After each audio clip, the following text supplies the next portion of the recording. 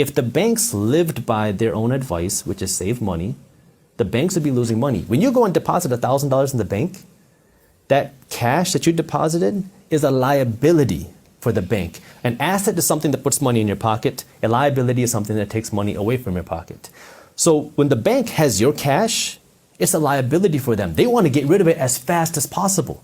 And the way they do that is by lending it out because it's an investment for the bank. They don't want to hold on to cash, but they want you to save your money. You want you to give them cash. Right. And just leave it there. Leave it there.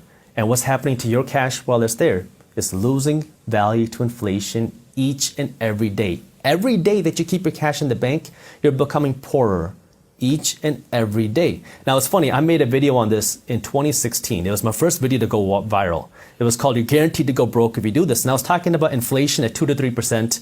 If you keep your cash in the bank, you're going broke every single day. Now here we are. 8.5%. 8.5%. Yeah. And now people are starting to realize, wow, this inflation is a real problem. And so now when you keep your cash in the bank is paying you 0.01%, maybe 0.5% if you're lucky, and they're turning around lending it for 5%, 6%. And so the bank does not want to keep that cash in savings because it's a liability for them. They want to keep you spending money on their credit card because now they'll get to earn 18 to 25% in interest every time you spend $1. Wow. Governments want you to be financially uneducated because when you're financially uneducated, guess what? You are an employee and you're a consumer. Who pays the highest taxes? Employees and consumers. Everybody knows that rich people don't pay taxes. It makes people angry, but a lot of times we don't understand why. Right. And we get angry at the wrong things and the wrong reasons. Yeah. But the more you make as a business owner, until you're like uber rich, I feel like you're spending a lot on taxes. You are. And you know what? And there's a lot of things that you can do legally to pay less money in taxes. And there's different ways that you can invest your money to pay less money in taxes. So I'll give you a couple examples. Yeah. Well, let me start with this.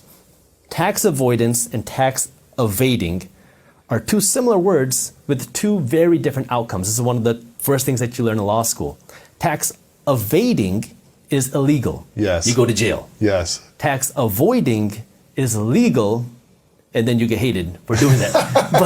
But this is the way it works. But you're playing within the rules of the system. And if you learn the IRS code, it's a rule book. Mm-hmm. And the people who understand the rule book are the people who have the money to hire the good accountants and the good attorneys. But you're not an accountant, but have you studied the I have studied a lot of tax law. Really? Yeah.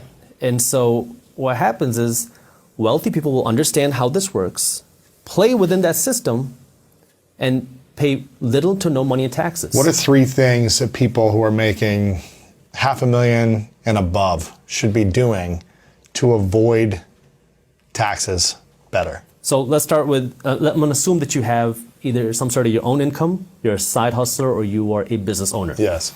So if you make $500,000, let's assume that's profit.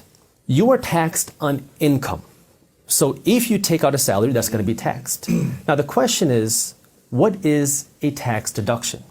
Or the better question is, how can you make something a tax deduction? Because anything can be a tax deduction if you know how to make it a deduction. Mm-hmm. So that's the question that you have to ask yourself, because if you don't have an income, you don't have any tax.